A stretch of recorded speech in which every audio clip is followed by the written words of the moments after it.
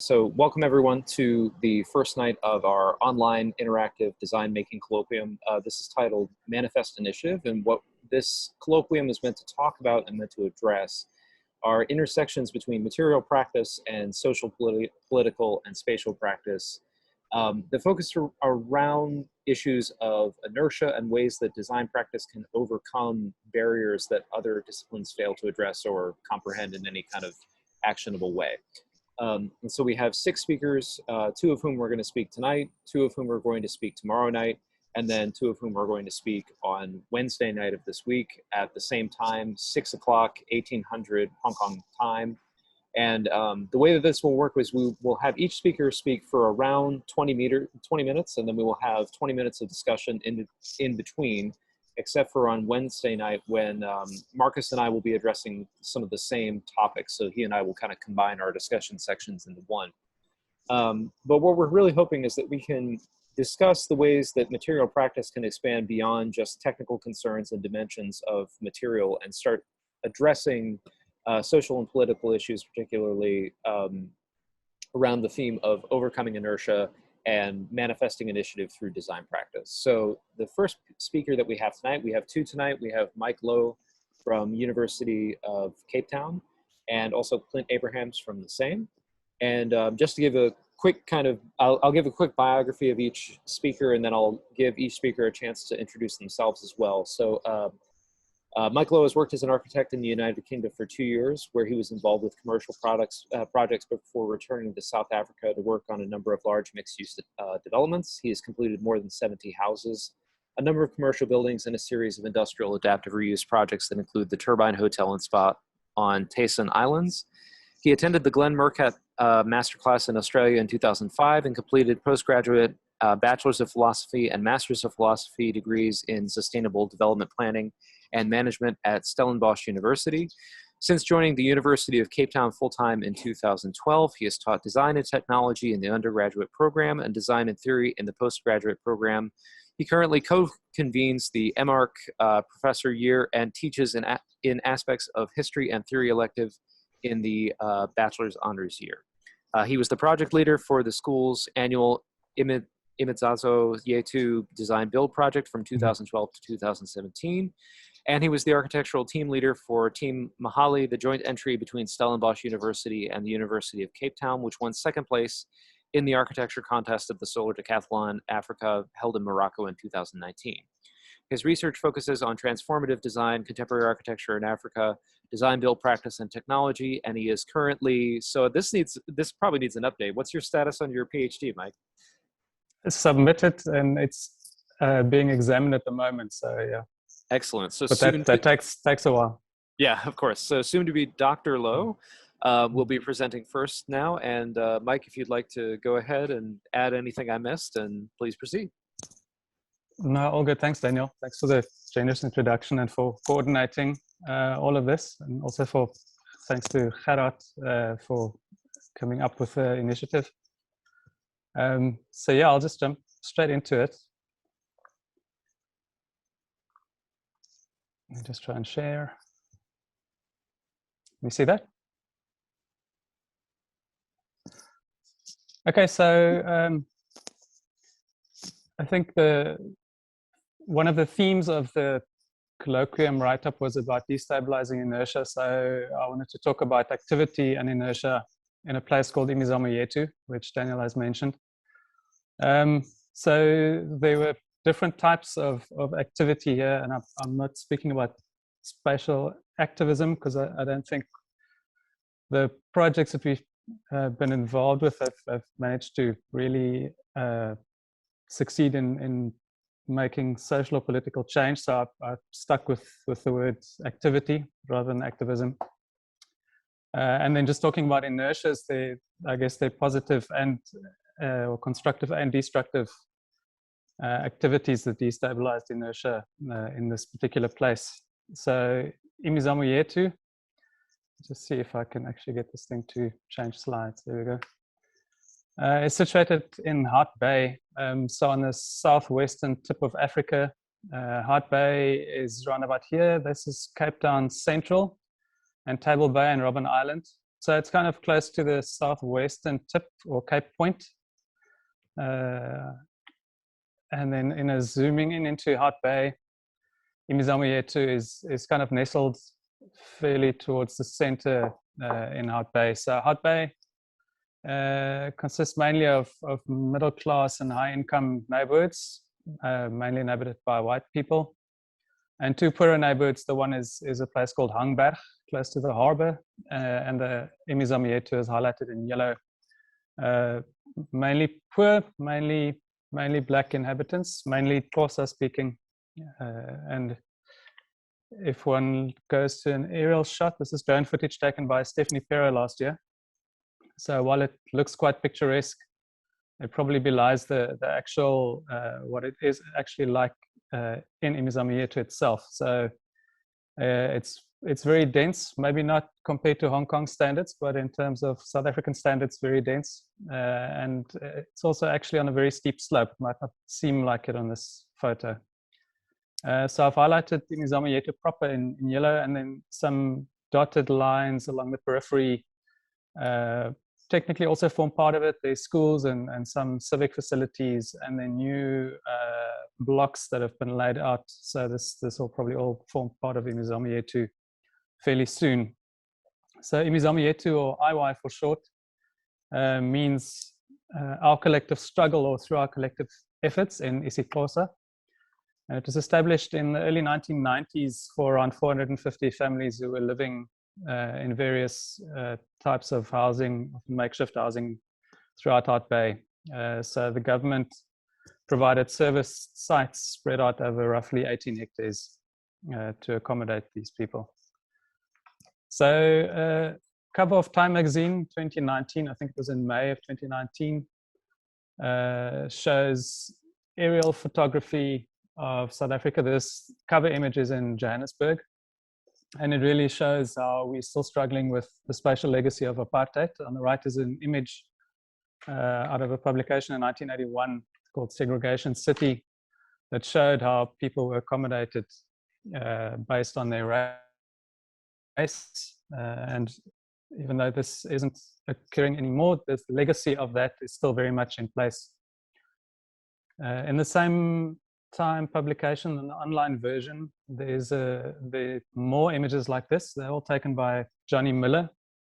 One can find them on his website, Unequal Scenes. So this particular one is similar to the cover image, but this is Imizamo Yetu. So on the left, you can see a few of the formal houses and part of the informal portion. So informal I use in inverted commas because there are many formal systems embedded within that informality, and it's often not temporary or as temporary as it's made out to be. And on the right is one of the neighboring suburbs. So we've been involved here since 2010. So I've been working in Imizamo Yetu since 2012, since joining UCT, mainly working on the design and building of what we call water platforms. So I'll just point out one of our interventions on the bottom left of the screen. So that's one of our sites where we worked in 2013. So why work in Imizamo Yetu? So Imizamo Yetu is the informal part is very poorly serviced. So this is data from the Department of Water and Sanitation in Cape Town from 2012. And this is the service level ratio, or was the service level ratio for informal settlements at the time. So the two key data sets I've highlighted in yellow. On the left is average number of households per toilet in informal settlements. In Cape Town at the time was 5.76 households per toilet, and just over 27 households per tap in informal settlements. So at the time, there were 9,464 households living in Imizamo Yetu, which translated into, in terms of the servicing ratio for Imizamo Yetu, translated into 61 households per toilet and a staggering 394 households per tap. So there were 24 communal taps when we started with the water platform projects in 2010. So they were initiated by two colleagues of mine, Louw and Nick Kutzer. based on this kind of staggering figure. And the aim was to create more formalized spaces for water collection and for the washing of clothes, and to try and add more taps. So, and to create some kind of formalized public spaces also just for gathering, because there weren't many formal public spaces or properly surfaced spaces at the time. So this colloquium was an opportunity for me to destabilize my own inertia, I guess. So it gave me the opportunity to do something that I've been wanting to do for many years, which is to trace back a few of the aspects related to the urban morphology of IY. So what I did is I took 5 sets of aerial footage starting in 2001, which is the oldest set on Google Earth. 2010, which was the start of our water platform projects. 2016, which is when we did the last one. And then 2017, because there was a massive fire in the beginning of 2017. So fires, especially in the informal portion, are a regular occurrence. Every year there are a few. But 2017, there was a particularly destructive one. And then 2021, obviously the latest footage. So I looked at hard surfaced streets. There are obviously many dirt roads and informal tracks, but hard surface streets, civic structures, formal housing, temporary relocation areas. So these are kind of state provided temporary relocation areas, and then so-called informal structures, and then vegetation, because the land was a plantation at the beginning, and then just looking at the overall morphology. So I'll talk about it through a few key events that are visible in the morphology. So the first one is over here in 2002. You can see there's a big jump in the formal housing and change in the informal area. So that's when the Nile Mellon Foundation built houses in Imizamietu. The second one is the start of the water platform projects. The third is the big fire in 2017. The fourth is when there were some arson attacks related to the fire afterwards. And the fifth is completion of a number of roads and the creation of a ring road at the top of Imizamietu. So just panning through briefly the overall look in 2001.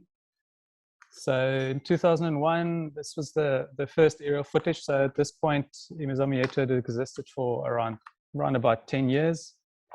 So there's no housing built by agencies yet.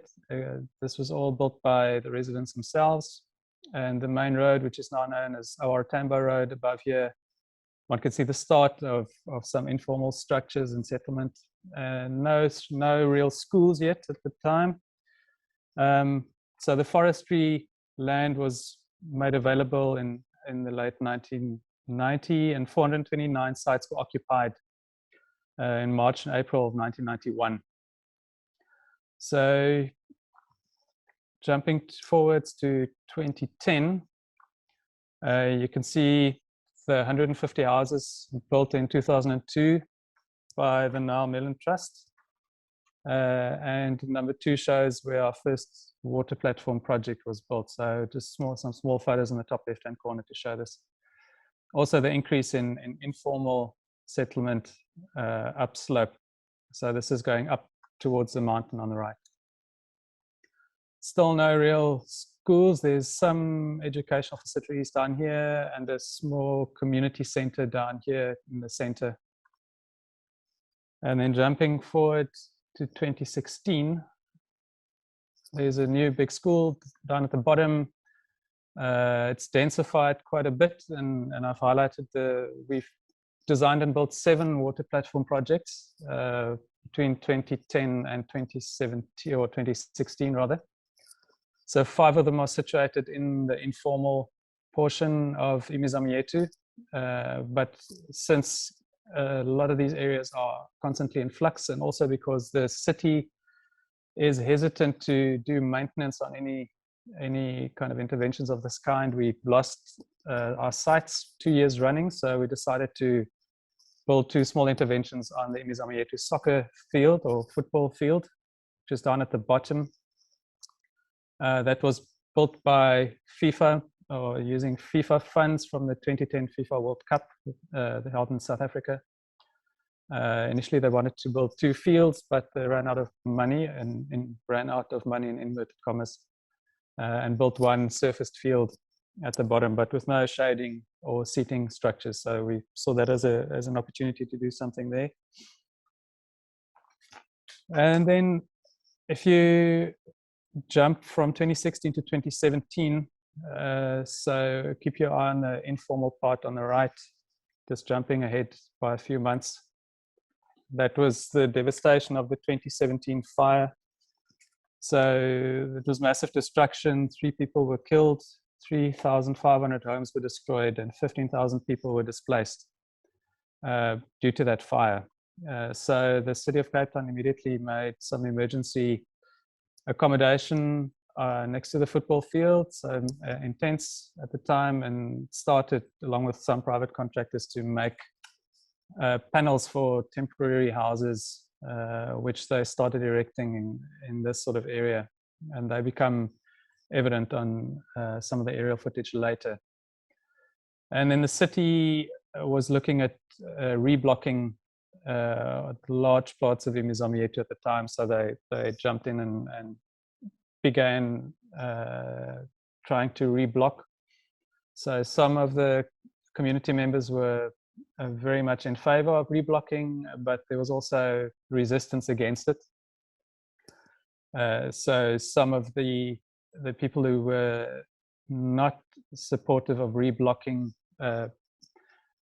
burnt down some of the community leaders' houses who were in favor of it, and also the local ANC offices, which you can see on the left, which we've also been looking at into doing something. So again, in terms of activity, jumping forward 2017 to 2021, it's filled up very quickly again with informal structures.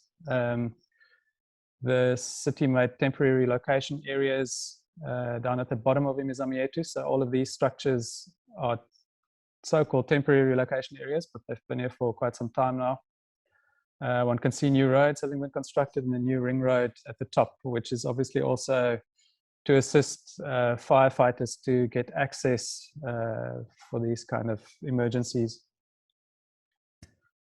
So just looking at the informal area where 5 of our water platforms are situated, just doing a figure ground of it, and if one does an inversion of it to highlight the actual movement routes, it becomes quite interesting. So this isn't strictly speaking a Nolly map, so that the civic structures aren't shown as public. So this is literally just the massing or footprint of the massing. But it does, if one looks at the circulation space, and if you overlay the 5 aerial photos that I showed earlier, it shows all of the houses from 2001 overlaid in different colors. But what it shows, and which challenges these notions of informality, is the light yellow shows movement routes and open space that's been open since 2001, despite fires and despite shifts and changes in the built fabric. So obviously, quite a few are very clear running along the contours. If one follows the contours, I haven't highlighted those specifically. But in white, I highlighted a few vertical movement routes going upslope, up the mountain. And these routes have been open and unoccupied since 2001, despite this whole area essentially being destroyed by that one big fire and all sorts of other general shifts and smaller fires. So if one traces that on the current aerial footage, in yellow, these are some of the key vertical movement routes coming up either right from the bottom of Imizamietu or from our Tambo Road, going up the slope. So what happened when we went to look for sites for the water platforms? So first we asked the members of the community to show us sites where they felt it would be really needed and appropriate to make the platforms. We then went and had a look to see if one could reach them with say a concrete truck, for example, and whether they were actually somewhere accessible where one could take students, and whether they were in an area that seemed to need it. So in consultation, we then picked our sites for every year. And if one puts down the 5 water platforms, they correspond quite clearly to these movement routes without us having known it at the time, but they do work quite well with those routes. So just looking at the order of construction and the date of completion. So the first one was done in 2009, 2010. The second one down here in 2011, the third one, 2012. That's when I became involved. 2013 was the one that I showed that was in the Time article. And then number 5 and 6 are on the sport fields, and number 7 in 2016 is down here. But it's not only about morphology and looking from above, it's really about people and about the spaces on the ground. So the reason for doing these things was to address this need for service provision and space, and to create more dignified spaces for the fetching of water and the washing of clothes. So these are some before shots of the platforms or the sites. At 2009, 2010 was before my time. This was before the 2011 platform. So you can see the slope, some stormwater overflow just running down the street. Site of the 2012 platform. These are typical precast toilets in this case, and not connected. The main road is just over here, so they're essentially turning their backs towards the street and creating an area behind which was used as a dumping ground. 2013, the site, again, quite typical, one single tap, no shading, precast washcloths that weren't ergonomic or weren't designed for the way people actually wash their clothes, using plastic buckets typically. So they were removed from the wall and used as tops to put the things on. And then 2014-15, the FIFA football field or soccer pitch without any shading. And the 2016 site, which is quite typical of these sites, around 10 to 12 precast toilets with one single tap. So that's typically a no hard surfacing. And these are some after shots of the 7 platforms. So I did some really small little massing models of what they ended up as. But one can clearly see how intensively these spaces are used and how they relate to the slope. So the slope is always a big thing. But there are a few considerations, and we've tried to look at a few things when we did them. But again, in terms of addressing need, people often started using them while we were still building. It just showed how needed these spaces were. So this was the 2013 site where we put down some paving. We were still making the shading, but people were already washing clothes. Kids were playing. This is the 2012 one. Again, we were still building, and people had already started using them. Also, because there's so few public spaces or formalized public spaces, besides fetching water and washing clothes, these spaces are often used by kids to play. This was again while we were still putting down precast pavers. Kids started playing hopscotch. The person living in this red house, these platforms also ended up being used for unanticipated uses. So the person who used to live in this red house, on Saturdays he'd wheel his television out onto the platform. He was a big football supporter of a local team called the Kaiser Chiefs.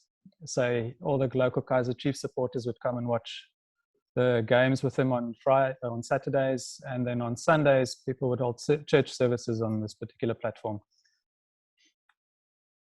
So how it usually worked is we located the project in the design studio for 2 weeks in second year.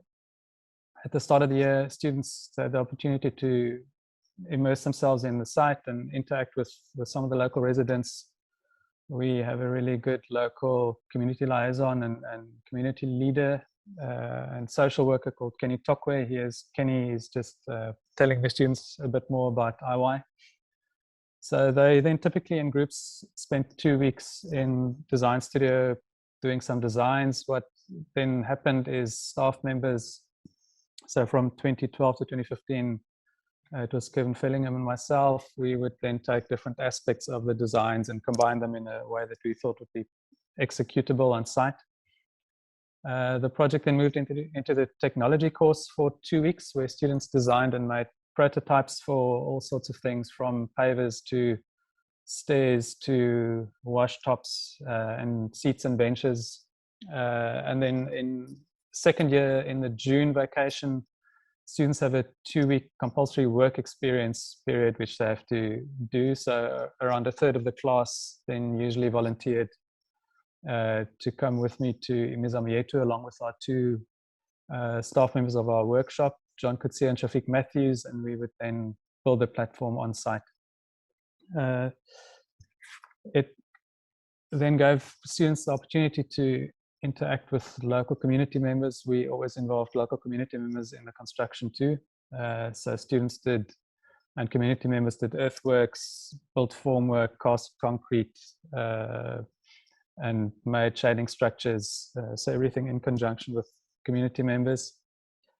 So later on, the project went out of the design studio and occurred only in the technology course, and eventually the whole project moved to site. From design and construction, everything took place on site. This was the 2016 platform, happening on, and again, quite a steep slope, and quite a bit of the design work ended up taking place in situ by students and staff, and it kind of happened as we went. So then, in terms of material use, because these platforms are so intensively used and they're out in quite a volatile place in terms of climate and usage and servicing, we had to use something that could withstand those conditions. So we often opted for concrete. So despite its embodied energy, unfortunately, but the materials need to be really robust to kind of make it in that environment. So in this image on the left, we also had to look at precasting, because we only had 2 weeks in the June vac to build every platform. We had to try and make as many components beforehand, and then also taking in weight into account, that students and staff are able to carry these things around and install them.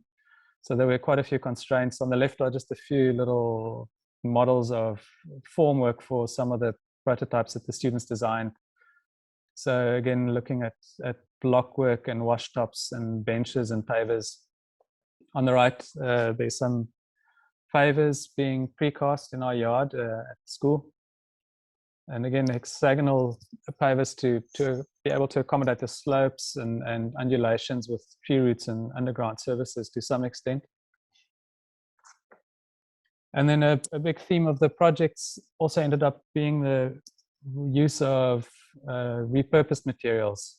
So we used recycled bottles and repurposed glass bottles in the 2012 platform, mainly because you're 4 times more likely to find a bottle store than a tap in Mozambique. So there were lots of bottles lying around, but we also saw it as an opportunity to generate some temporary income for community members by collecting bottles, and then seeing how one could repurpose them. Wasn't that successful, but I'll talk about that a bit later. In here, the 2013 platform, our architecture building at the university flooded. So they ripped out all the studio floors, actually really beautiful timber, but it had all warped due to the moisture. It was during a holiday. And then I asked our HOD at the time whether we could have them, and she agreed. So we've managed to get all this timber, which we then used to make shading structures and various other things. So on the right is a shading structure for the 2013 platform made with our former studio floors. Other ways of pre-manufacture, we looked at CNC cutting to make lightweight roofing structures. This one is on the football field for a little pavilion. Also something that's light enough to be carried around by students. This particular platform, 2 days before we started construction, the city said the whole thing has to be removable.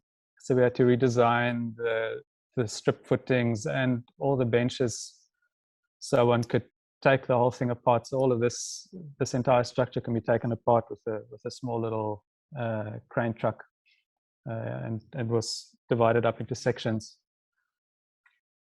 Another use of repurposed content was the use of bottle tops or plastic bottle caps for milk bottles. We did this with Operation Smile, which is an organization that collects bottle tops to pay for operations for children with cleft palates. So we raised funds to buy a whole lot of bottle tops of them, which funded almost one operation for cleft palate.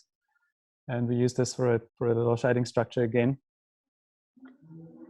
In terms of community participation, unfortunately, the timelines didn't really allow for participation during the design phase. So during site selection and obviously construction, we tried to involve as many community members as possible, and especially making prototypes. So in this case, this is for the 2012 platform. When we collected bottles, we paid community members for every bottle collected. There's a little recycling center at the bottom of the Geomatics, where we went and got the bottles. We then had a bottle cutting workshop with an organization called Trashback. And some of our students, Mike and Chris, who developed the one prototype for bottle blocks, they then came and trained two local community members, funnily enough, also Mike and Chris, and taught them how to make these blocks using bottles and formwork and concrete. We then paid them per block for every block made, and then also for building the actual wall itself. And then also during the construction phase, in situ, we involved community members. Again, this is Kenny, community liaison, also taking part. There are also always lots of children around who are very interested in what's happening. And then community members also often have construction knowledge and skills. So they in turn also teach the students how to do various things, from mixing concrete to bricklaying and all sorts of other things. So just a quick look at a few of the things that every platform managed to do. So the number of taps added per year. So unfortunately not that many. So on average about 3 taps per platform that we managed to add every year. And this just shows how many community members we managed to employ. So the platforms were built entirely through sponsorship and donation, from charitable trusts just to material donation from local suppliers. And then it shows how many students were involved. So the first one, students were only involved for the design phase, but after that, from 18 to 28 students per year actively taking part in June with the construction on site. And then we always tried to spend as much money locally as we could. So our best years were here, 2012 and 2013, spending 68 and 69% of all funds locally in the community. And that's mainly for labor, also sometimes for food and for local materials and local craftspeople to assist. But then this happened. So this was the big fire on 11 March 2017. This is by Sullivan Photography, this image, and the following one. And it just shows the intensity of the fire. It was really, really devastating. This is 2 days after the fire, just looking at the destruction.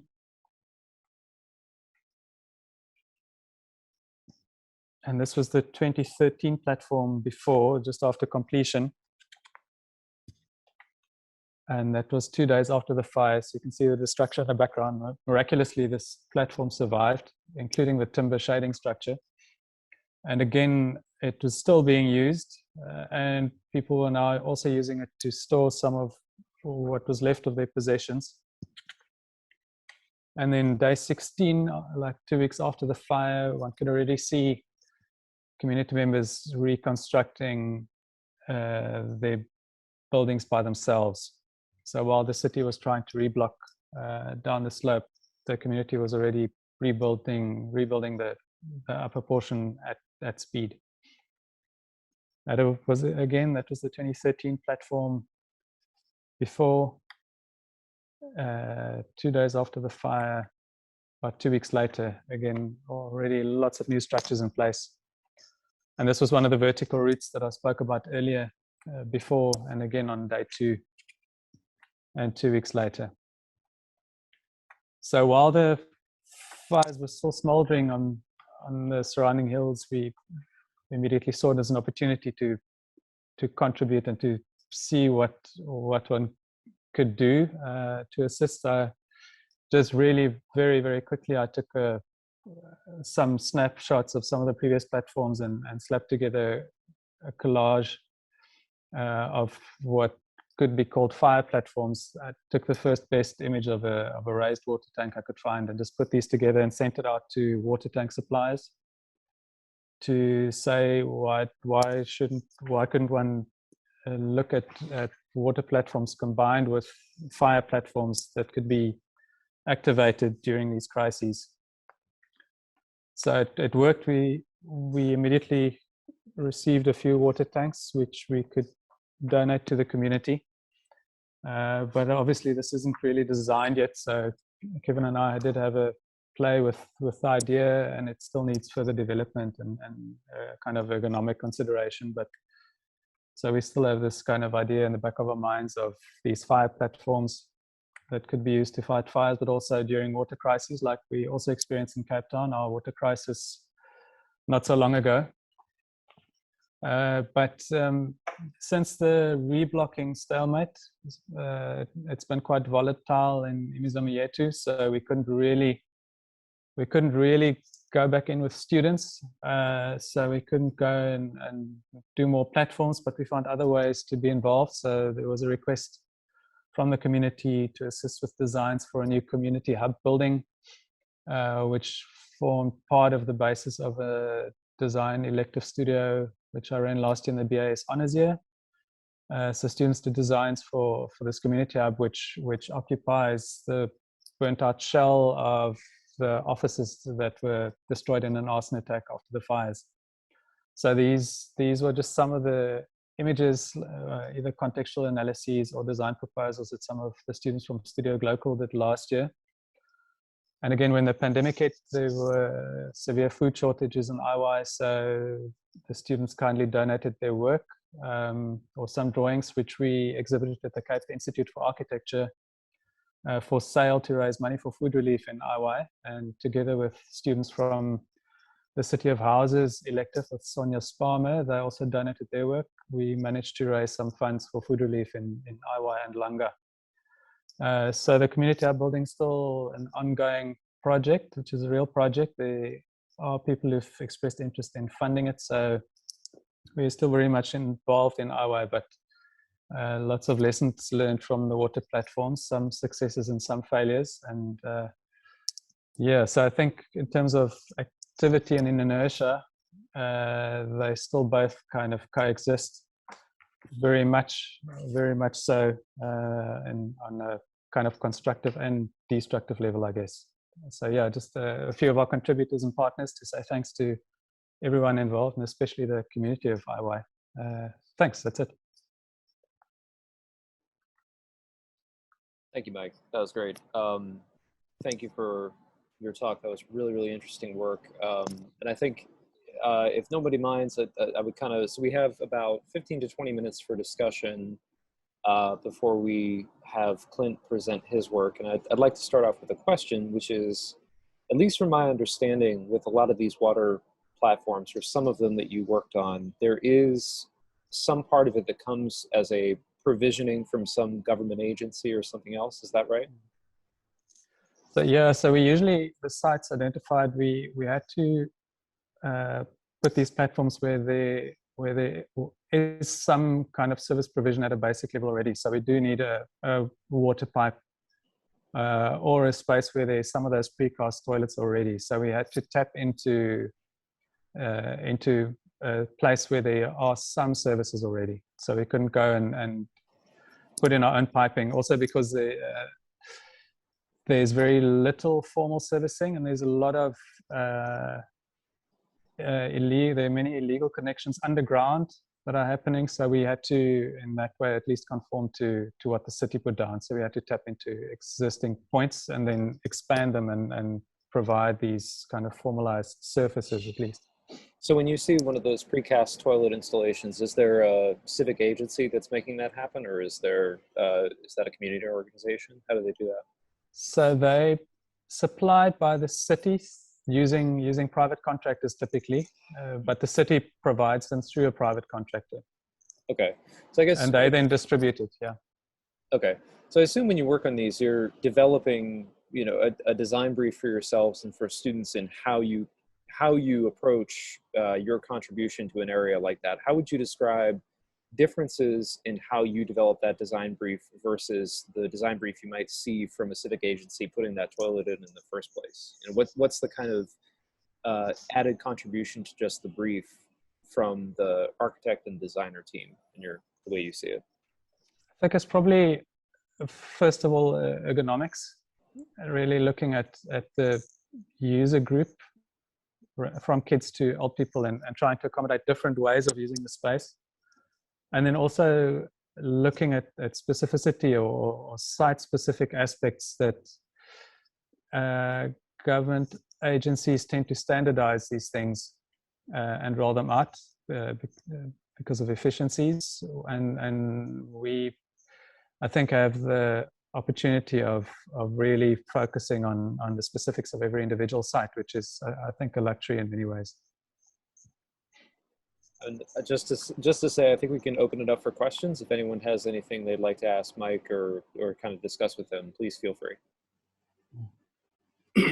Yeah, if I may, Dan, two questions. One is, how do you deal with local authorities or, permits and permissions and things like that, or didn't you need to?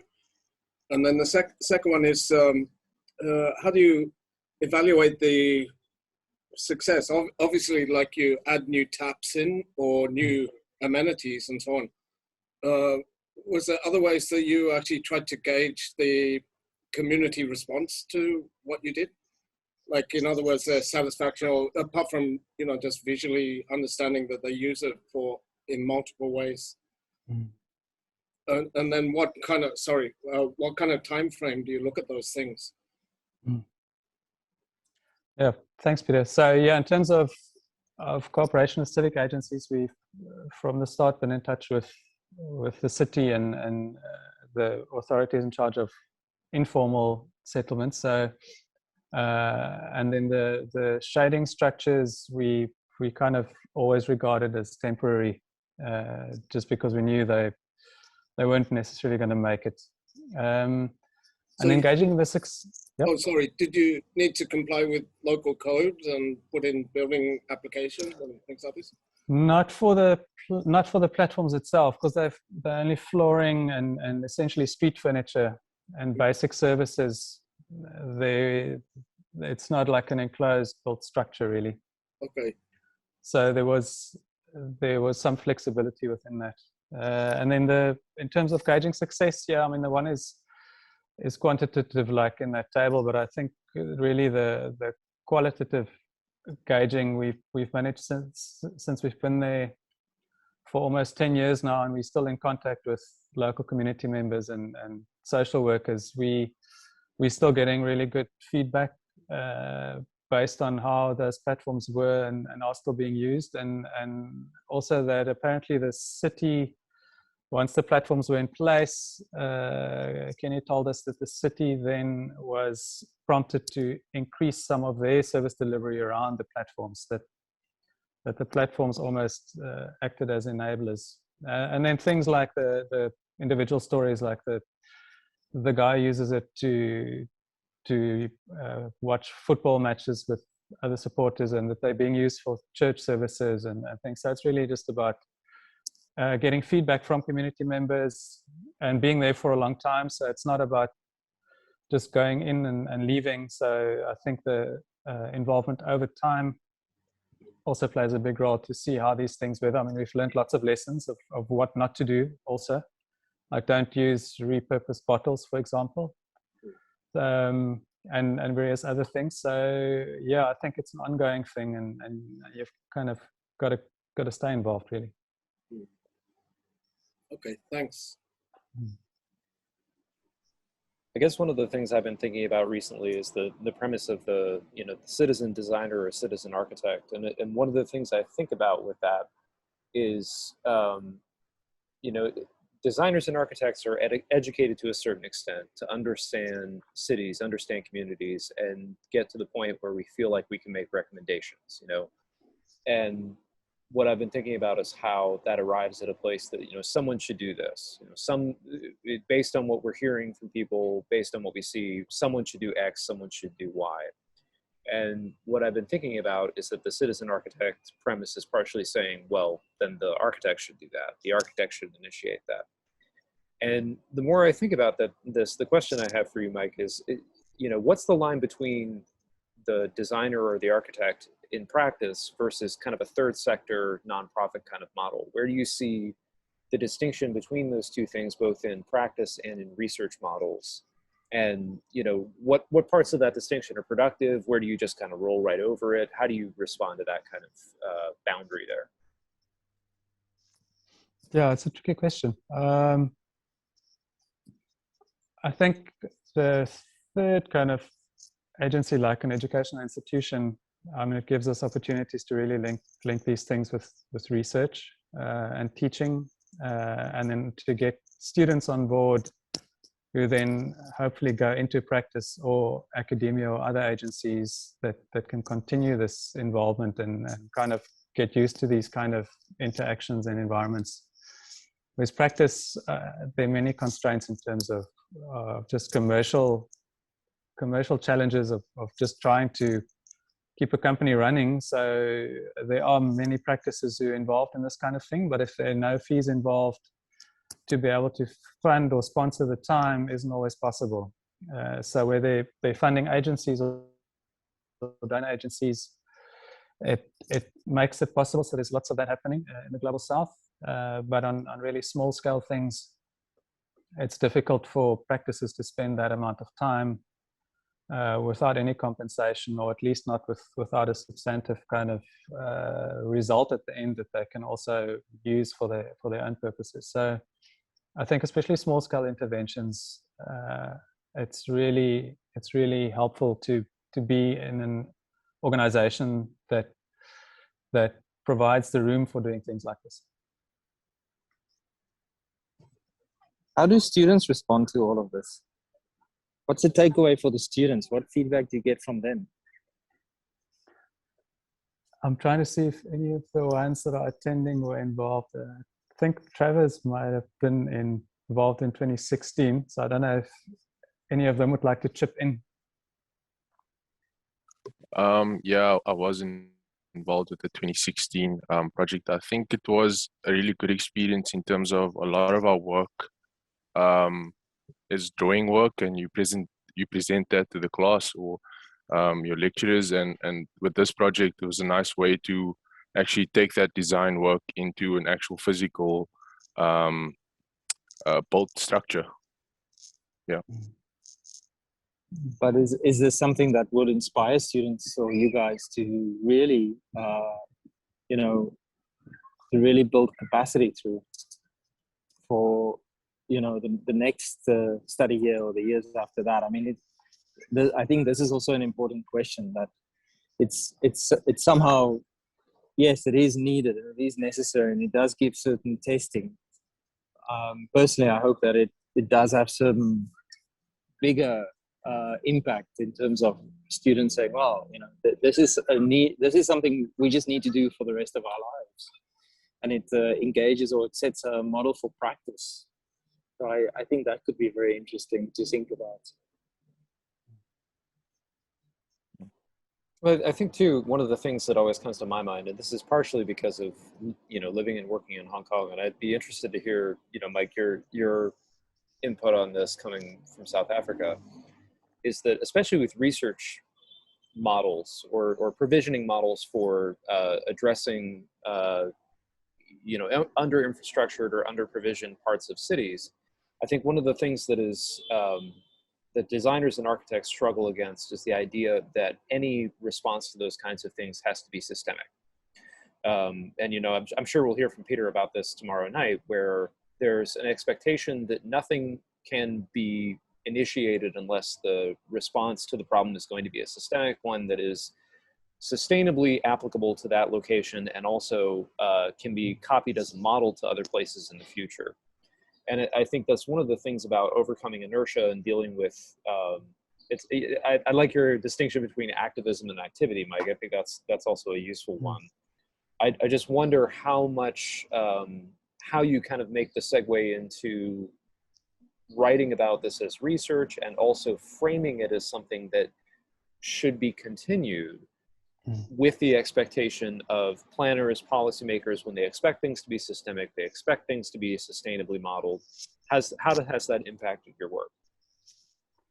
Yeah, so writing about it is tricky, especially for peer-reviewed work. So the first thing I wrote about it, the reviewer said it's not peer reviewable, because so it's not. How do you deal with that comment? Yeah. Yes, so I mean, you could go into policy and reference policy and how it works within that, and I guess you could go into materiality and all sorts of specifics, but or just go and look at write about it in relation to other precedents and cite articles about other precedent to kind of come up with some sort of a comparative dialogue or discussion.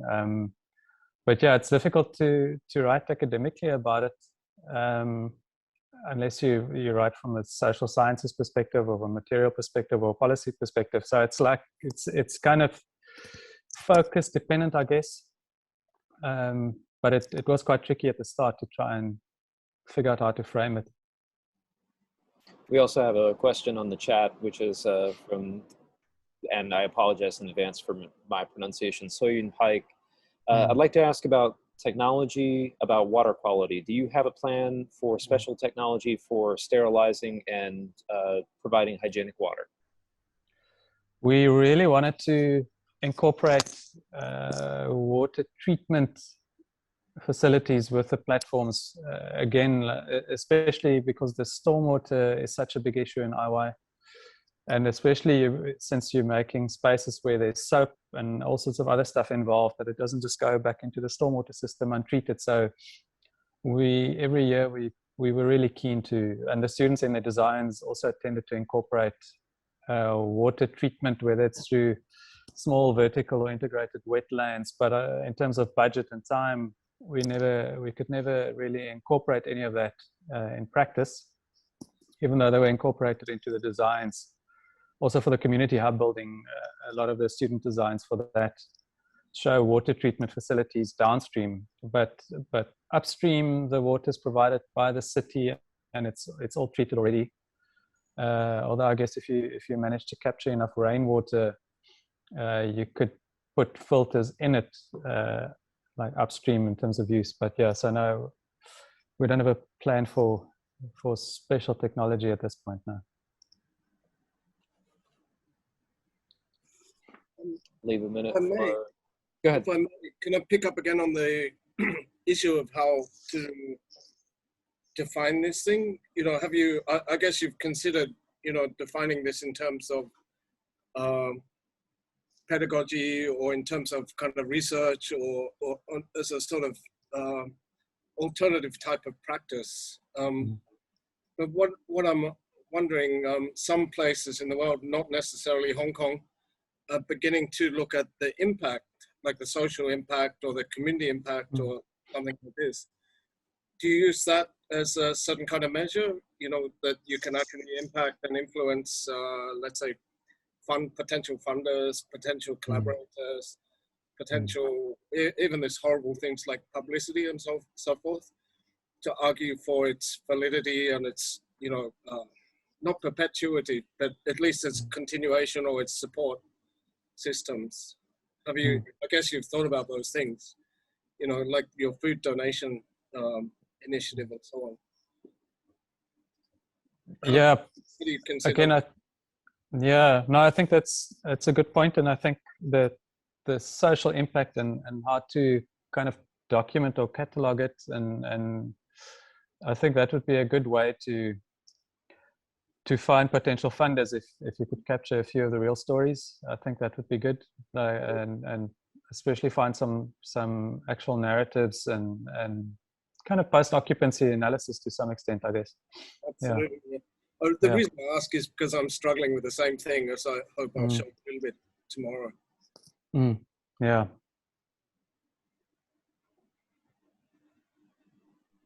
Other people with questions or things they'd like to ask Mike? Got a little bit of time left. If I can kind of spin off the question that was asked in the chat, is there any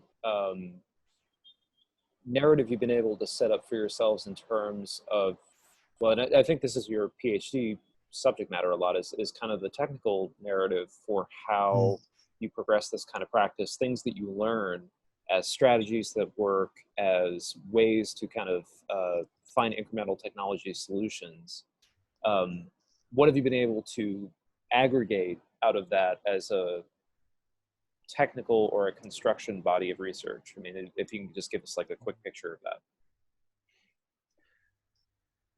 I think it's, so my research really went into how these highly industrialized systems and global economies, which you need for speed and durability often, how you combine those with localized practices, and whether they're local materials or local labor,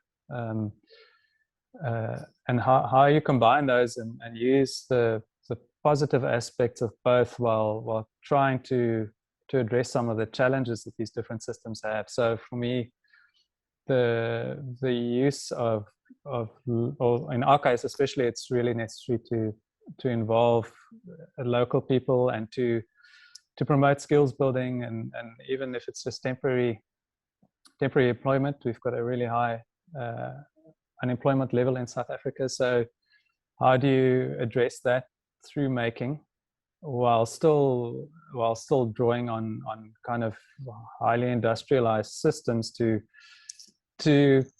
kind of get structures done that are durable without using too much embodied energy, that kind of address socio-environmental issues through making. So it's really about combining the social and the environmental, and it was difficult with the platforms because of the material use. Working with water in a space where you need really durable and robust things to happen. So that was a challenge. But yeah, I think it's levering the socio-environmental aspects of making by combining the strengths of different ways of making, really. I think it would also be interesting to, coming at things from the same kind of mindset of very quantitatively driven and instrumentally driven understanding of this kind of work. I think one of the things that's interesting are constraints, like you were talking about, the one shading structure that has to be, because of the ergonomics of the labor involved, because of the constraints you have with your labor force, where it has to be liftable, cartable by a certain number of people, demountable, everything else. I really would be interested to see, because there's the paper called The Slum Upgrading Myth by Herbert Werlin.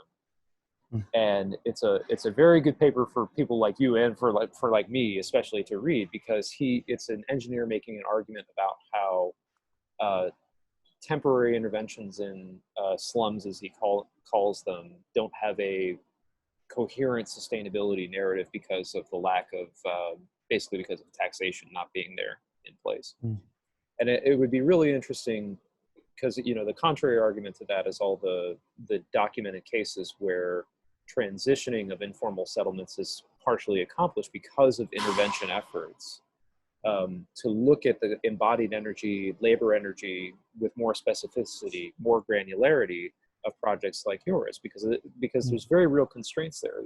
There's thinking about the size and the weight and the location of materials and kind of labor in a way it's not that it wouldn't matter to that same kind of quantitative analysis, it's that it's not really visible. And I'd be curious to see how that would pan out, with a very kind of leery eye for how we understand those things. So anyway, we should probably end it there, unless Mikey would like to make any last comments. Is that okay? No, all good, thanks. Okay. Gerhard's also informing me that I'm very, very dark here. Let me see if I can get a little bit more light on me, because the sun is going down in Hong Kong. But before I do, I'd like to thank Mike again for his talk. That was really, really interesting work. Thank you for contributing to the colloquium. And I look forward to continuing to discuss this work with you. And with that, we can transition to Clint Abrahams, who is our next speaker. If you'll all please welcome Clint. So I'm just going to read from his bio really quickly. It says, Clint Abrahams is a lecturer at the School of Architecture, Planning and Geomatics, the University of Cape Town, South Africa, where he also completed his architecture degree in 2015. He worked as an architectural technologist at CS Studio Architects from 2001 until 2014, where he was involved in projects grounded in social engagement processes in rural and urban settings. His involvement has seen the completion of large-scale housing, community schools, government and cultural buildings. Clint teaches design and technology in the undergraduate program. His research in architectural tectonic culture, social engagement, and design build seeks to critically engage the post-colonial challenges of displaced groups in South Africa. As an embedded practitioner, his research interests and practice come together through his nonprofit community development organization, Studio Light, in the community of Makassar, where he is currently documenting several self-built structures and their impact on the sociability of the area. So with that, I can introduce Clint Abrahams, and apologies in hindsight for any mispronunciations. And Clint, whenever you're ready, please get started. I may jump, I'll be here, but I'm gonna go turn some more lights on. Oh, thank you. I take it you guys can hear me? Just fine, thanks, yeah. Yeah, fantastic. And you can see my presentation as well? Yeah, looks good. Okay, fantastic. Okay, so thank you everyone, and thank you for the organizers. I thought it's a very valuable opportunity to share some of the work that I've been doing. It's actually one of the first time that I'll be talking about the work sort of that we've been doing over the last 4 years in Makassar. So I'm going to start. As you guys are familiar with me by now, with my name and the fact that I teach in the undergraduate program. And after my completion of my architecture degree in 2015, I actually took a break from practice. And I then started to work with 15 local youth in the community of Makassar, where I actually grew up in as well. And so together, with these 15 youth, we were just really trying to make creative objects that could begin to start registering material contributions of local people to try and really inspire responsible citizenship within the community. Little did we know that our discussions and our meetings and conversations would sort of set into motion 3 consecutive community projects that would collectively or together start to tell the story of how the transformation of the material world can actually transform or are transforming people's social identity. And so I thought, as a contribution to this colloquial, I wanted to talk about these 3 projects that we've been doing with the community of Makassar, obviously with the assistance of some academics as well as students who played a crucial part of the work. And it's also kind of a way of trying to show how through design making, I've been able to conduct research that can investigate how we can impact the spatial and the material worlds of local communities together. So first, where's Makassar, you may ask? So if we just look at a map, so South Africa is the 9th largest country in Africa in terms of area and the 5th by population. And our country is divided into 9 provinces. And in the western province of the country, you find Cape Town. And Makassar is located southeast from Cape Town, 38 kilometers away, and about 43 kilometers away from Hout Bay, which is the area that Mike spoke about earlier. So to really sort of start this, this work, I thought of maybe showing this, this image. And it's a series of portraits that was done by a local artist in the library of Makassar. And it's really a reminder that transformation in South Africa has been an important aspect since 1994, to really try and create an inclusive society in which all the experiences of all groups are really considered. And these series of portraits really try and capture all the actors at play in the local transformation or the rebuilding of Makassar since 1994. Many people who live in Makassar, you know, they were really displaced by the former apartheid government, and it's important to understand that to control black urbanization, technical considerations in the design and the build of the apartheid township was really seen as more important than the social well-being of people. And so these townships, they were all located, you know, far away from urban centers, separated from neighboring areas, using natural and man-made features. And for example, as you see in this particular slide, Makassar is bordered by the Atlantic Ocean to the south, a bomb factory to the east, National Road to the north, and to the west you find another regional road. Its planning consists really of reductive standardized government housing and a ring road system that really creates a set of enclaves within the township. And if we talk about public space, this is really sort of this kind of the product of leftover space in between houses, public buildings that was done by government, was really never sort of considered ways of being of people. And so consequently, people in townships really find it quite difficult to connect to the worlds that they were placed in. And we've seen crime, unemployment, and poverty obviously emerge as legacies of apartheid. And these sort of social concerns are really crippling to how people view themselves, and them being able to recognize how they're contributing to the bettering of South Africa. Many have actually really sort of lost confidence in empty promises by government and lengthy politicized projects. And I think it's really this sort of culture of state neglect or inaction, or as one can refer to inertia, as this colloquium is trying to unpack, that I believe that architecture should seek to disturb and to try and help mobilize communities to create their own change. And so in South Africa, we find all sectors such as government, education, industry, civil society, all trying to make contributions to create a more inclusive society. In terms of urbanism and architecture, a lot has been written about spatial transformation. In terms of, I believe, sort of abstract concepts such as space policy making and the state's failure to provide an adequate built environment that can support impoverished local communities. Tectonics are less discussed, and I think with that being said, I think, you know, the problem with that perspective is that it actually negates people's intrinsic knowledge that develops in conditions of scarcity. In local townships, what one actually finds is that people create a world that represents their way of life, their beliefs and their aspirations through various acts of making. And because of this, I've looked, you know, at how people are creating change by themselves and making better places to help me understand how to build community and a sense of place collectively.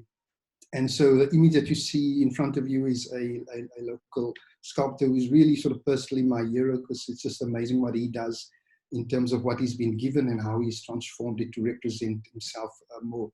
So many people in Makassar, they are bricklayers, they're carpenters, they're tilers, they're metal workers who work in the local building industry. And when they come home, they bring with them ways of making discarded materials, and they use that to create structures that meet the material as well as the immaterial needs.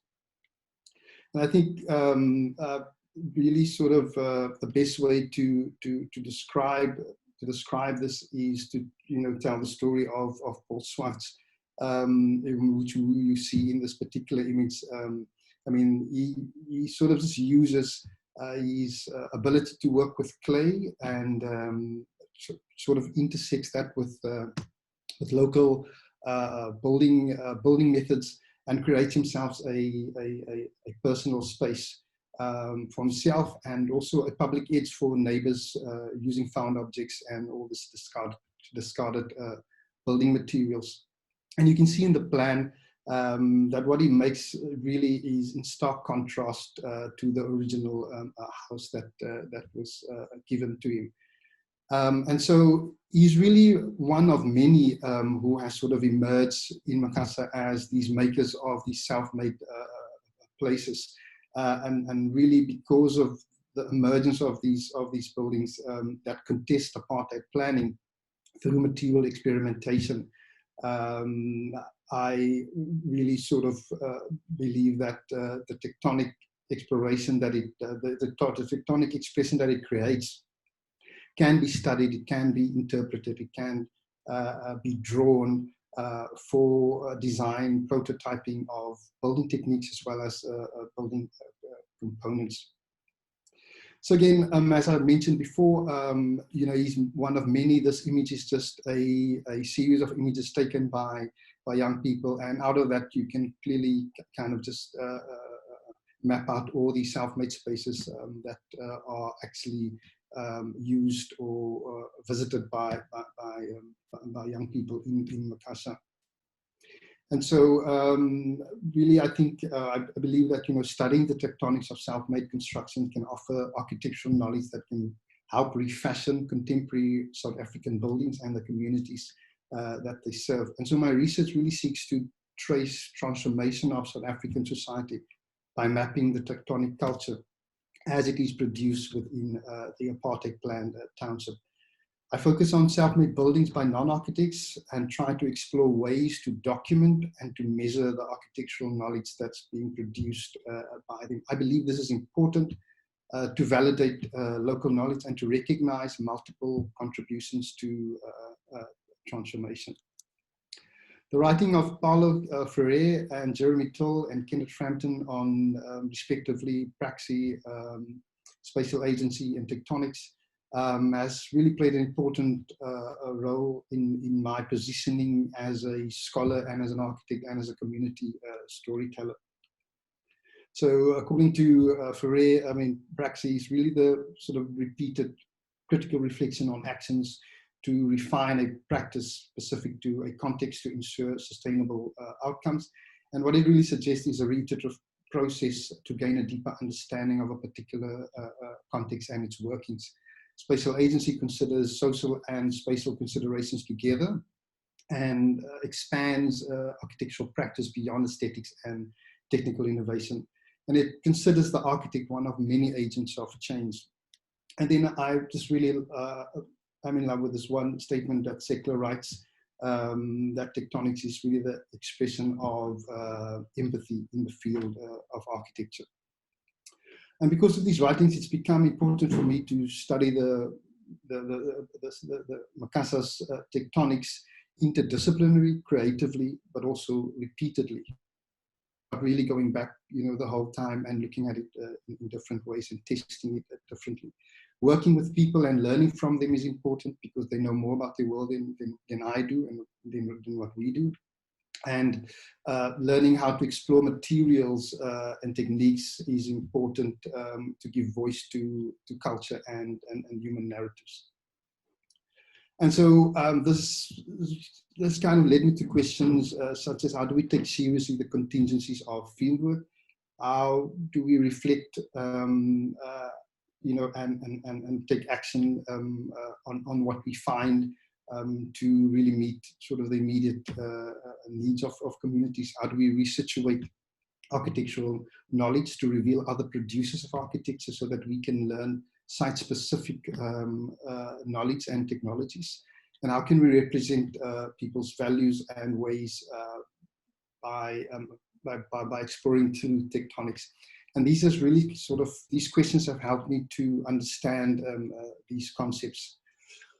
And so to start really exploring these questions in 2016, we really started to meet with these 15 youth in Makassar living rooms and in backyards to discuss how young people could actually make a contribution to Makassar. And what we decided was just to start retelling the stories of Makassar to start changing perceptions. We started to make drawings of significant places, places that meant things to us. And this is a technique that we borrowed from narrative therapy. And in the field of narrative therapy, there's a concept of reauthoring, which is quite an important concept. And we've just borrowed those sort of techniques to try and spell out places of significance. What we then did was to use these drawings as maps to start documenting the local spaces through street photography. And then we started to make our own sort of display system, just using old timber pallets. And we worked together with a local boilermaker to start finding ways of making these parts connect with one another.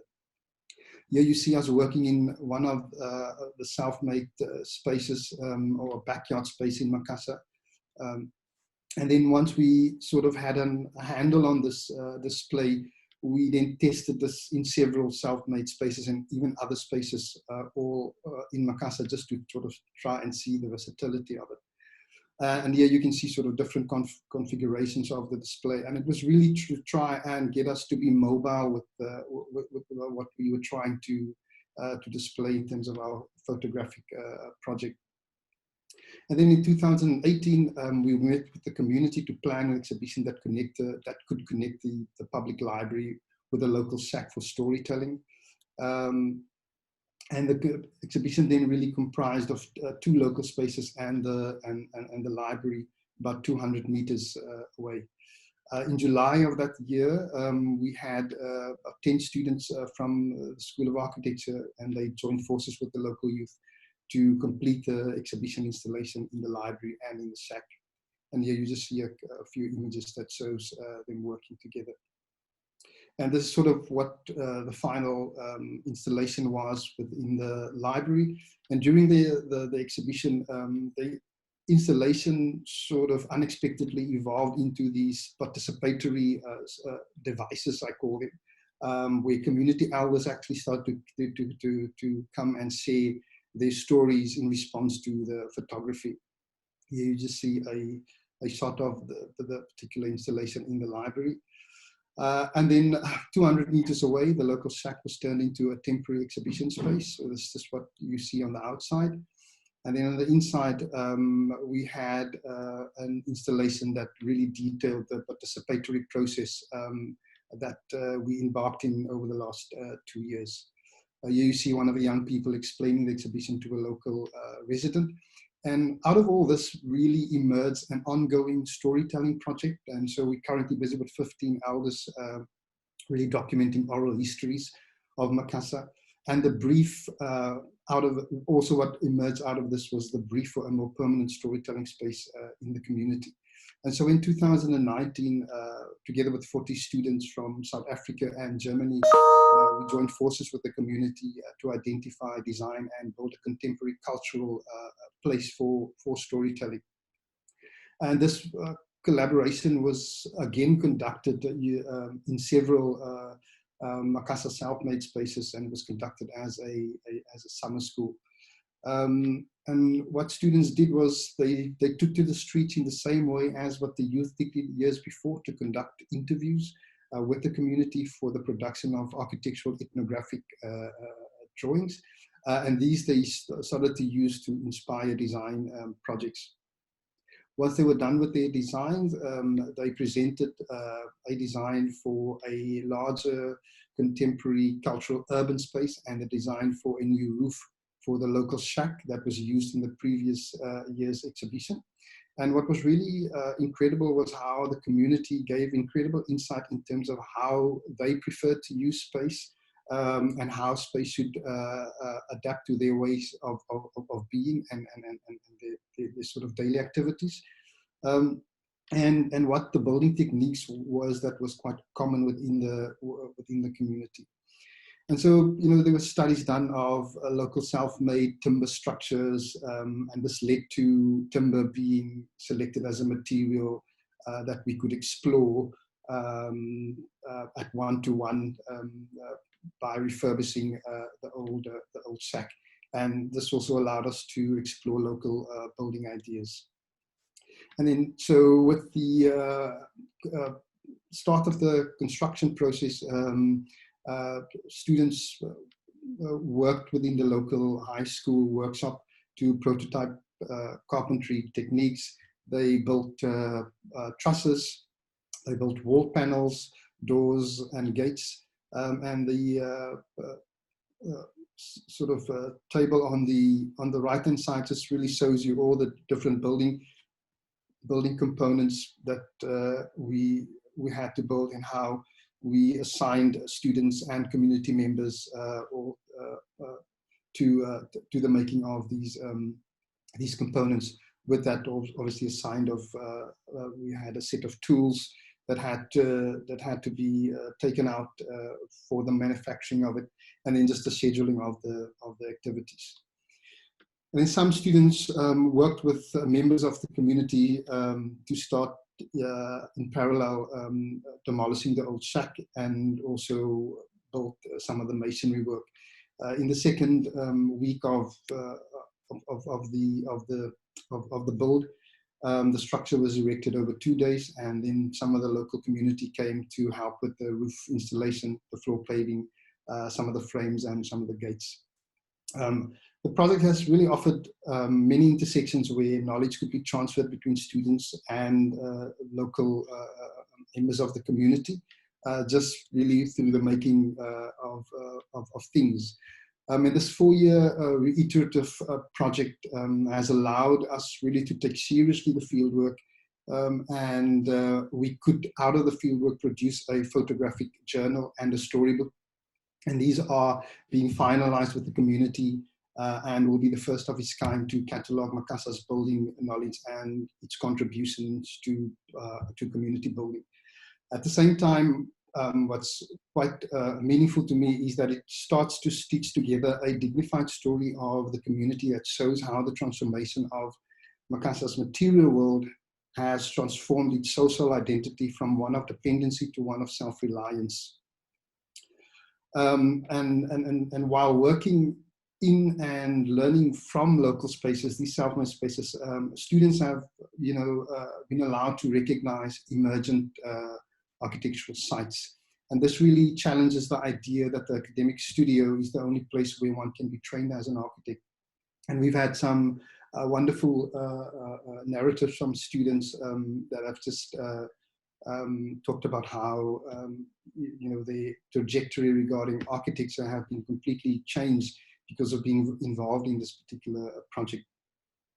When it comes to the exploration of local tectonics in the refurbishment of the SAC, I think this has helped us to make visible tectonics that can possibly better represent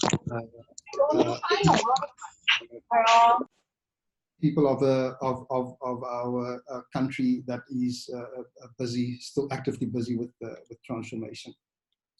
And the work in Macassa, together with teaching and professional practice experience, has really helped refine a way of studying self-made buildings that can further reveal lessons through making. So the graph you see in front of me is just really a plan for my PhD studies that I will sort of further embark on expanding the work on self-made buildings. As for the SAC, it's very well used for the selling of firewood in the community. It is used for local exhibitions. Here you see a local drumming being done with visiting students.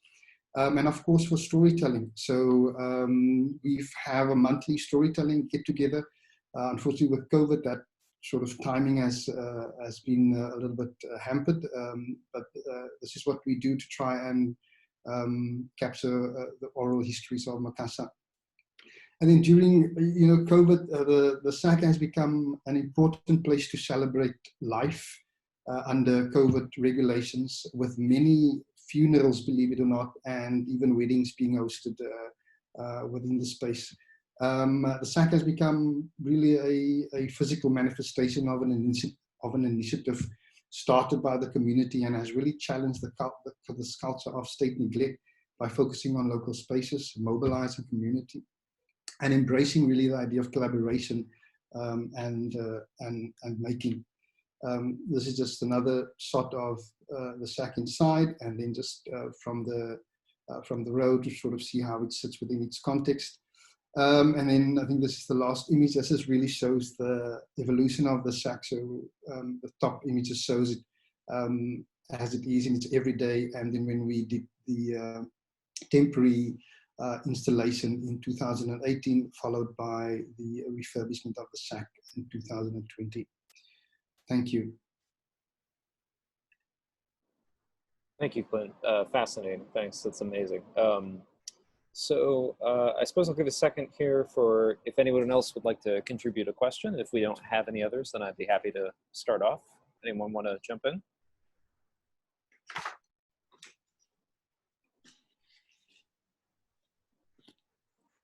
Peter, something to add? Go ahead.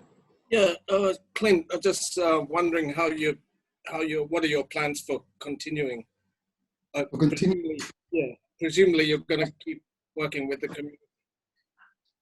Yes. So as I alluded earlier, out of this whole thing emerged an ongoing storytelling event. So we have 15 storytellers.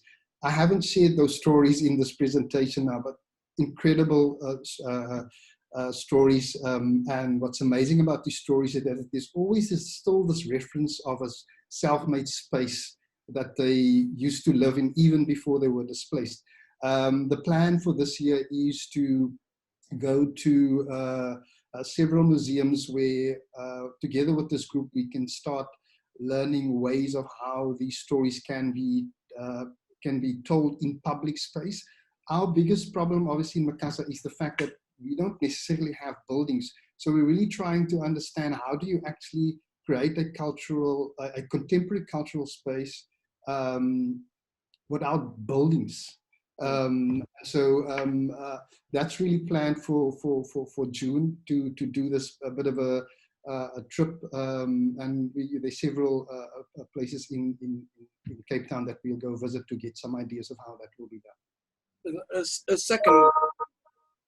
second question to that is, like, I found it really interesting when you said you'd kind of more or less given up architecture for a while, or conventional practice, and then done this. So how did that impact your current definition of practice? Did it shift that in some ways? Like, it just strikes me that somehow now you're a certain kind of cultural architect. Cultural, I don't know the right word, but ethnographer, maybe. Sorry? Almost like ethnography, right? Yeah, combining ethnography, architecture practice, storytelling, community narrative, and so on. So it no longer fits very clearly within the narrow conventional definition of architecture, right? Yeah, well, actually, I mean, I think, the office that I work with the principal architect, there is Karen Smuts, who's had obviously an enormous influence on my work, and I think it'll be worthwhile, if you have the time to just check out some of her work. I don't think I've steered too much actually off from that kind of practice. I think this idea of storytelling really comes from that office. I think the break that I took was really to try and locate that practice in places that are meaningful to me, if I can say it in that way. And I think what the work has allowed me to do is to start theorizing it a bit more, as opposed to when we were in the just practicing.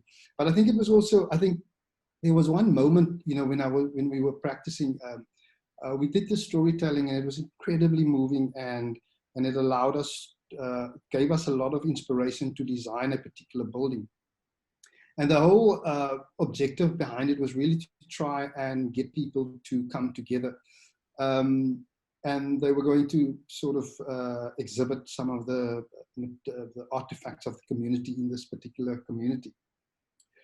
20 years after, about 15 years after that, we went back, and a museum was set up completely in an opposite part of the town.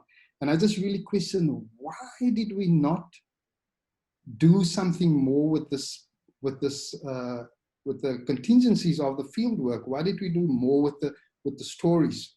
And it was, I think it was actually incredibly sad. So the building that we designed was still, it was still operable, and it kind of evolved into a very administrative building, and quite useful, but almost a bit less cultural. And so I really wanted to try, you know, in Makassar to really kind of foreground people's stories and people's knowledge. And then the architecture is really almost secondary to that. I hope I'm answering the question. With it, I mean, also sometimes I work in planning or urbanism, and since about the early 1990s or late 1980s, and a kind of new discipline of cultural planning emerged within that domain, which of course is very different from conventional planning in that way. So within the architecture, you know, of course we know there's been many cases in the last 50 years or so on of people who engage much more on a cultural level or ethnographic level within particular communities based on need and so on. So it's just a question I have, like, about what does that actually mean for at least the practice that I might have in architecture as a kind of academic, quasi-academic, quasi-practitioner. So, you know, some of these, at least from the, you know, that kind of work, then you get a slightly different perspective, I would imagine anyway. Yeah. Yeah, no, I agree with you.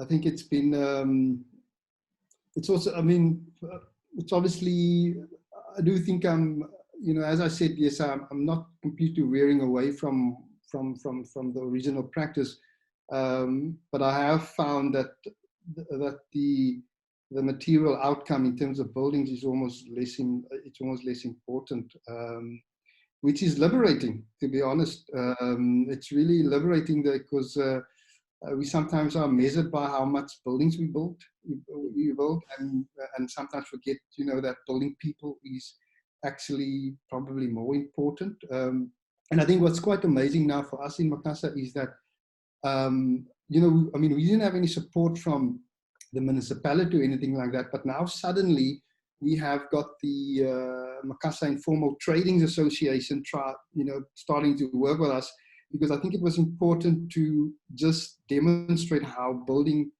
people was more important and how that can manifest materially in a way that represents people better. And because this is now this, I mean, it's in probably the most important corner in Makassar. Everybody has to drive past it. And I think it was about three months ago, we got this call to try and be involved in an informal market, which is another 200 meters, 300 meters along the road. And that particular site also has got a very strong connection to the one that that we've done. But I think, you know, I think building people is incredibly important, and sometimes one has to do that just repeatedly, and it's something that's not always seen. If you can kind of gauge from the presentation, a lot of these things are done in self-made spaces. One of the big reasons why that happened is that we were actually kicked out of public buildings. We were actually out of you know, a sports facility that's used for everyone, you know, and in two cases we were actually pushed out, and we had to kind of find ourselves in these spaces. And when we were there, we first had to kind of like just instill the belief that we could do something. And yeah, I mean, this is something quite unexpected, that it would, you know, last for 4 years and still going.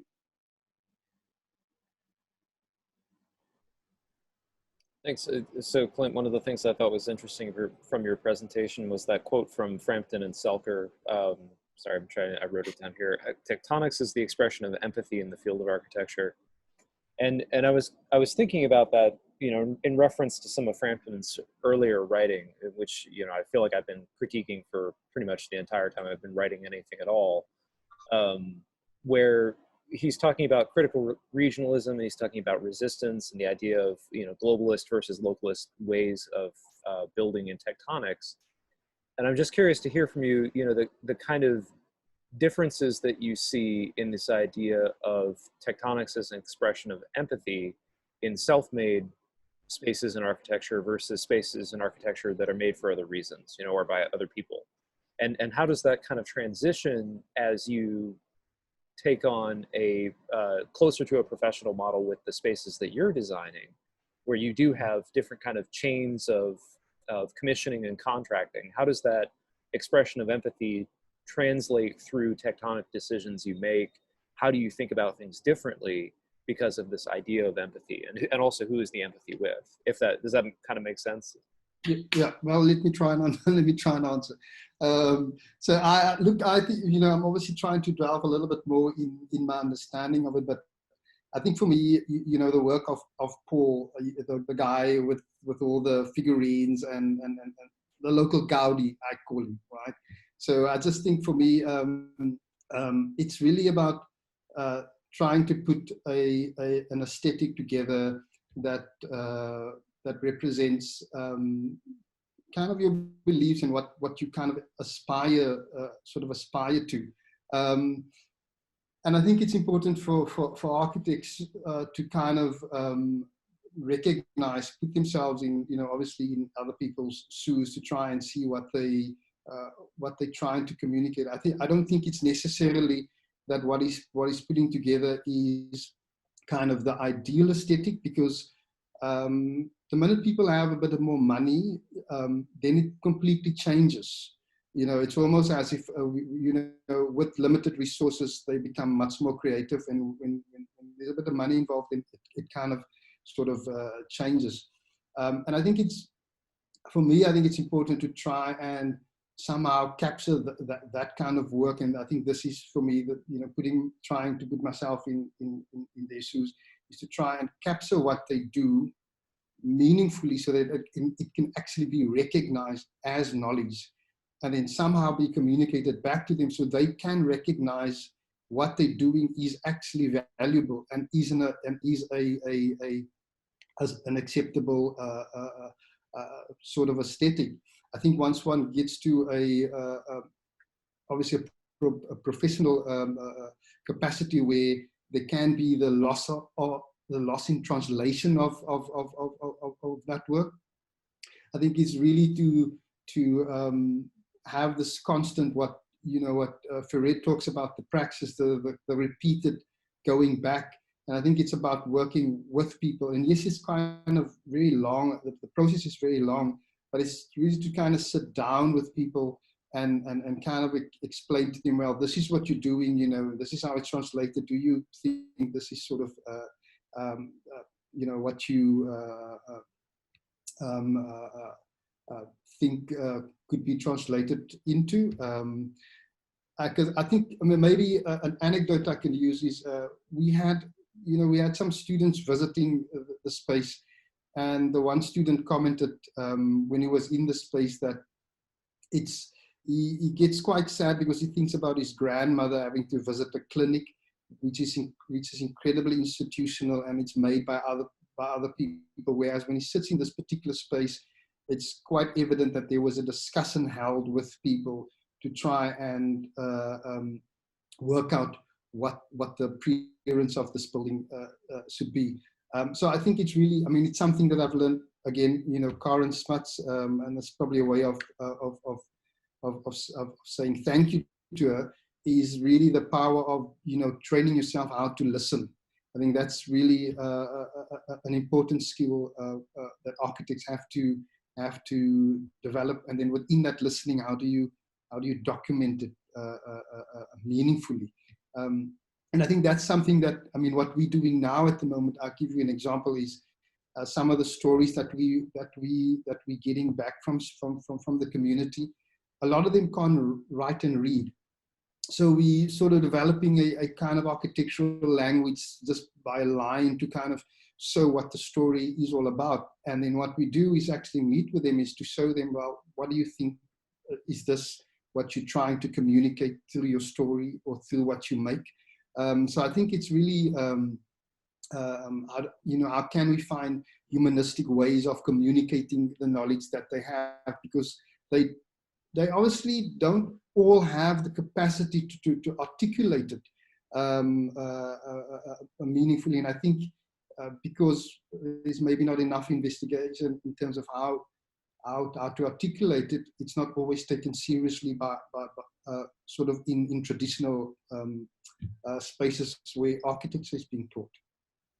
I don't know, I think I've gone a little bit off your point, but no, I mean, that's interesting. I think one of the most, what I've been thinking about anyway, and I think it's related to your work, is that one of the most significant progressions, I think, in architecture's kind of field of aesthetics, or field of appreciating aesthetics, is a transition from exegesis of relationships that are in kind of novel or informal tectonics into asking questions about the agency structures behind them. If we look back in the 80s and the 90s, and we're seeing text about how mistakes or miscommissionings or miscraftings can be something that can add value to architecture. And I think Frampton's earlier writing especially is an example of that. He's arguing that there is exegesis of struggle in certain kinds of details that work against the modernist imperative. And I think one of the transitions we're seeing is that what is starting to matter more to architects and architectural practice is the question of every commissioning process between labor and design requires an agency relationship, which can either be contractual or reciprocal or somewhere in between. And it's kind of like, even you go back to Ruskin, he's implying that the reciprocal is what architects should be seeking, on the basis of this idea that it makes the laborer happy and all this other kind of complicated, suspicious kind of reasoning. But it's interesting to me to think about how your practice is trying to foreground the reciprocity of that agency relationship between labor and design as a way of kind of, and the question is always, for me, does it translate through exegesis of completed design and architecture? Does that matter? When you look at the detail, are you meant to appreciate that? Or is it about foregrounding through practice, recording, narratives, ethnography, all these things that we've been talking about, appreciating that more as part of the architecture? And I think that's part of a lot of the discussion we've been having about your work. But I'd never seen that quote before. I thought that was really interesting. We still have, I'd say, 5 to 10 minutes for questions if anybody else would like to chime in.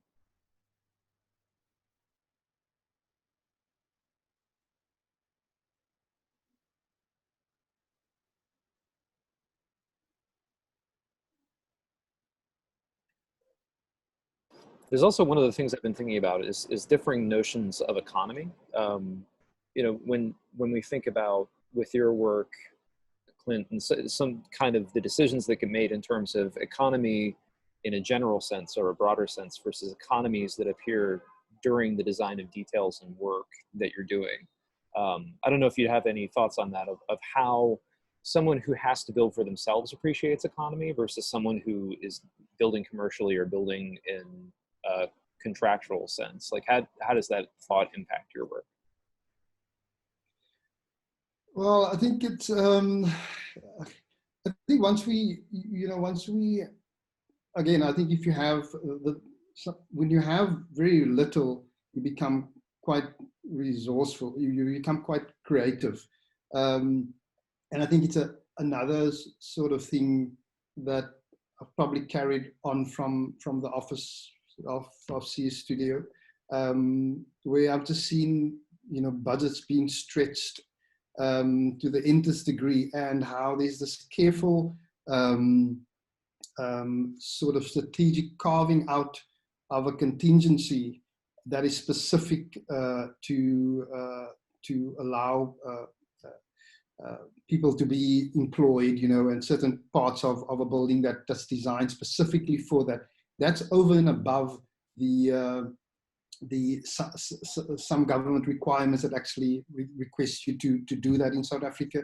Whereas in that particular office, there's always been this kind of going even over and above that. And so I think, for myself, whenever I engage with a project is to try and look out for those opportunities. And that can sometimes be in the substitution of a particular material that can be sourced out in being done by other people. I think what's quite interesting at the moment is a collaboration also in Makassar with a pottery with Johan de Meyer from Makassar Pottery. You should really check out some of his work as well. Is to try and see how we can incorporate clay as a medium, which is a little bit more abundant, and he's training younger people in how can we craft whatever we do in Makassar to start bringing in those kinds of skills or those kinds of opportunities to kind of make it a more kind of inclusive project. But yeah, I think to answer your question, I think as architects, it's maybe I've seen this on one project where maybe we should stop increasing budgets for the sake of our fee, and start actually kind of using what we have and try to see where we can actually carve out these opportunities to kind of share that monetary opportunity with those who might not have, so that's my response to that. Again, a differing notion of citizenship. Sorry, Mike, go ahead. Thanks, Clint. I was just thinking about what you said first related to narrative therapy, but then also about self-made space and how this material world is transforming social identity. So I've suddenly started thinking about the Charles and Ray Eames's leg splint, where it's a really beautiful object in itself, but it's like an armature for a leg to heal or for something to heal. So, and I was thinking about the shack and the shell, which is, I mean, it's a beautiful object in itself, but the way it's been transformed on the inside for that one wedding with the sheets hanging off the rafters. So it was kind of, that became almost a shell for a kind of self-made space on the inside. Yeah. But they both have their own identities too. That's very interesting, Mike. I actually didn't look at it like that. But I think that's a very interesting observation. I'll definitely look into some of Charles Eames's work as well.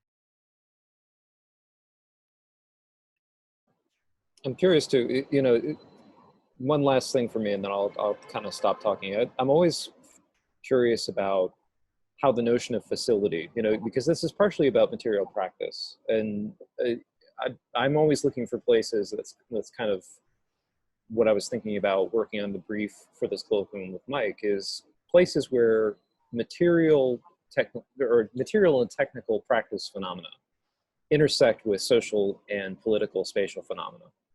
And I don't quite have a handle on it yet, but one of the things I've been thinking about is the places where material facility and the ability of either designer or non-designer people to modify and work on their space, like the sculptor and potter that you've been showing, Clint, places where they have this ability to work so freely with their environment and modify it almost in real time. There's no contracting documents. There's just facility and the expression of the craft kind of coming outward. And I'm curious, if it's a chicken and the egg, or like, how do those two things relate? Political and social facility, or political and social agency or freedom, and its intersection with technical and material facility, and how those two things relate to each other. I don't think they can be equated. I don't think they're exactly the same, but it is interesting to see places where, in the case of that person who's obviously a very fluid and expressive sculptor, what kinds of social possibilities emerge around that. You know, it's almost like the public art or the muralism kind of theory of urbanism, that if you have creativity happening in public spaces or urban spaces, that social and political life will kind of flourish around those things.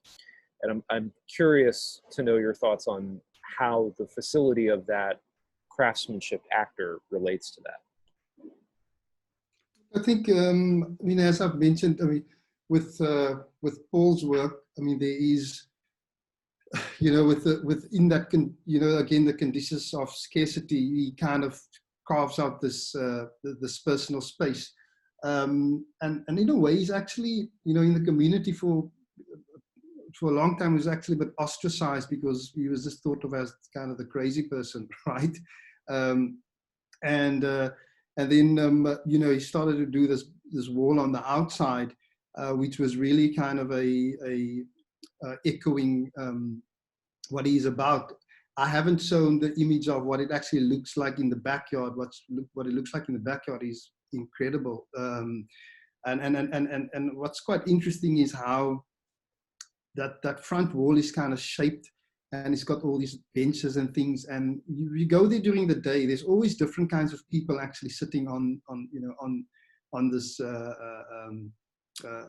this wall. And I think he's, you know, in the beginning when I spoke to him, he was like annoyed with people always sitting there. And then after a while, he actually started to recognize, oh, geez, you know, this is actually quite helpful because it keeps the street a bit safe, you know. So his grandchildren plays on it, and then the neighbors will sit on it as well. People are starting to recognize what they do is not just for themselves, but also for the broader sort of community. So in terms of that being a you know, a system of facility, or whatever one wants to call it. I mean, another very interesting person in Makassar, which I chose to not show today, is this guy who does a 5-tier tree house. It's this most incredible thing, where, you know, again, he builds it because people started to comment on a tree that they were cutting down, and he suddenly recognizes that his gardening had some kind of meaning to people beyond himself. And so midway through it, he starts to transform this into this enormous treehouse. And then after a while, people will come there and start, you know, talking to him, and they start exchanging sort of stories. It becomes a challenge, you know. There's always this idea when one wants to put up a facility, and we're playing with the idea with the local high school, where the redundant workshop that we use is that potentially a more formalized facility where people can actually come and explore creatively things that they want to do. And this is something that we're trying to do in collaboration with Johan from Makassar Pottery, which is a little bit more of a formalized way of doing that.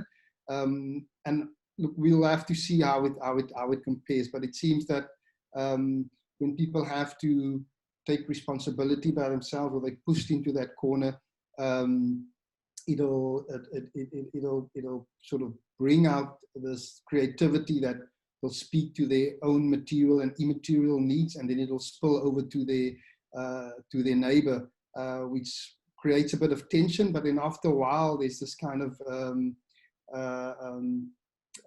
notion that, you know, we all alike, you know, and we share this sort of space. And I think people in Makassar, not just in Makassar, I think in a lot of places in South Africa, where they have, obviously, you know, they're not looking to government to upgrade their places anymore.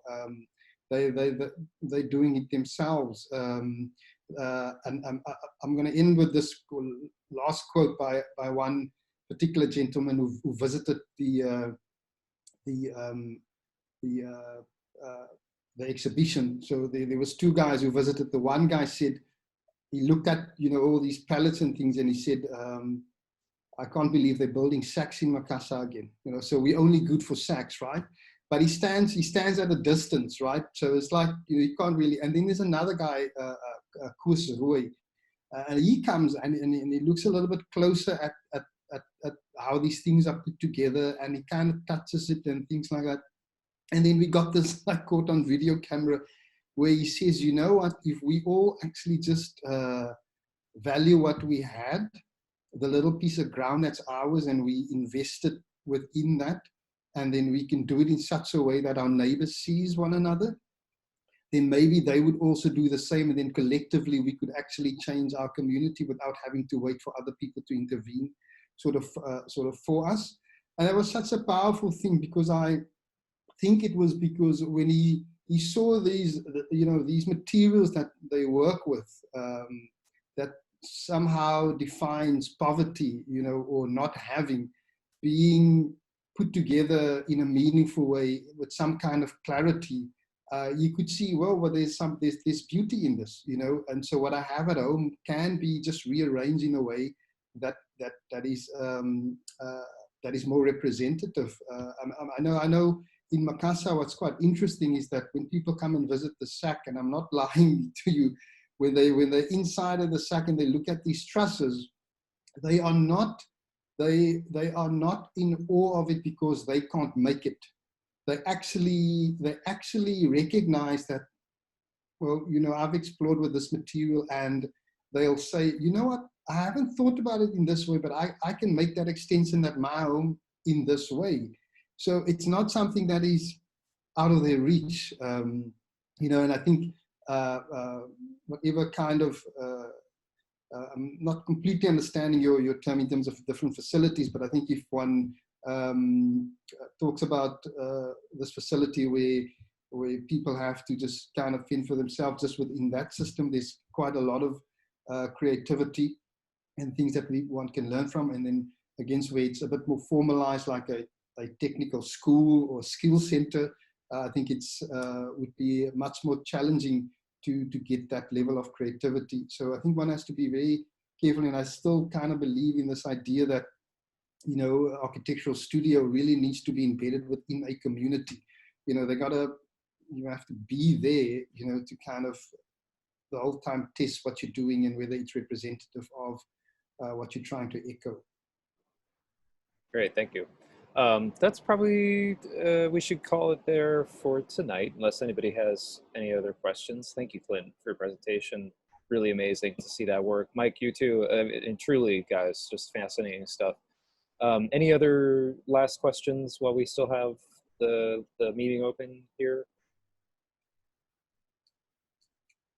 Okay, seems like everybody's contributed as much as they'd like. So thank you everybody for coming.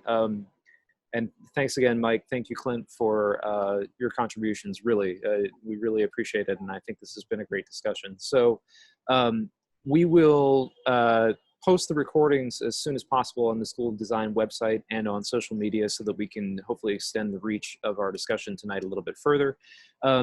Mike and Clint, maybe do you have personal websites that you could put in the chat so that other people can follow up on your work, or would that be something you want to do? Just in case people want to see more of your work elsewhere.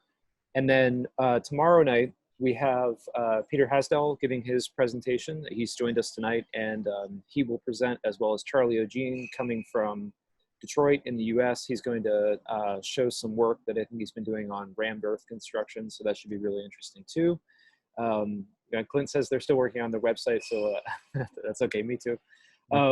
So in the meantime, thank you for being here. Thank you for the discussion. I think it's been really productive. I know it's kind of short, but thank you again for joining, and thanks for Mike for help with the coordination. There's Mike's website. Not my own website. No, it's the schools and just a academia.edu site. So it's got some stuff in it. Still counts. That's good. Okay, well, thank you, everybody. Yep. And we'll reconvene tomorrow night, same time, 1800 Hong Kong time. And with that, we will have, Peter, you're first, aren't you? Or is Charlie first? Sorry. Can't remember. Not sure. Either way. Yeah. So Charlie will be joining us from the US, so he might be under kind of some weird time and everything else. But otherwise, I will see you all at 6 o'clock tomorrow night, and thank you once again for coming. Yeah, thank you.